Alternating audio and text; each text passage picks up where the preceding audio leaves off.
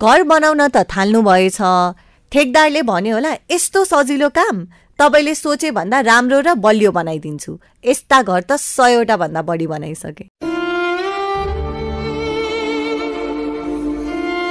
बीमले टेकेको छैन, पिल्लर त झन् रड काटेर हालेको, अनि पानी परेपछि छानो चुहिएर बिचरा फर्निचरलाई शास्ति। अब प्रश्न उठ्छ, घर त बन्यो तर कति सुरक्षित, कति बलियो? सबैभन्दा ठूलो प्रश्न, कतिसम्म टिकाऊ? यस्ता गल्तीबाट बच्नका लागि नै चाहिन्छ अनुभवी इन्जिनियर र निर्माण कम्पनी। आखिर इन्जिनियरले गर्छन् चाहिँ के?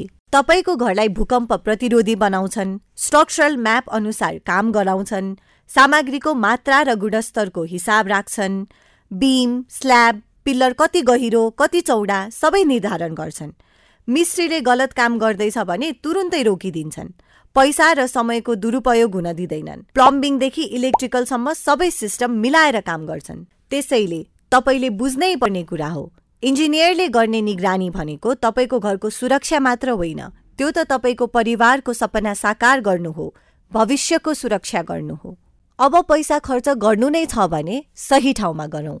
इन्जिनियरको निगरानी बिनाको घर र गन्तव्य बिनाको यात्रा लगभग उस्तै।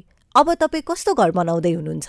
सोच्ने कि गुणस्तरीय निर्माण, स्तरीय निर्माण सामग्री अनि दक्ष र अनुभवी प्राविधिक सहितको सेवाका लागि माताश्री डिजाइन एन्ड कन्स्ट्रक्सन प्राली।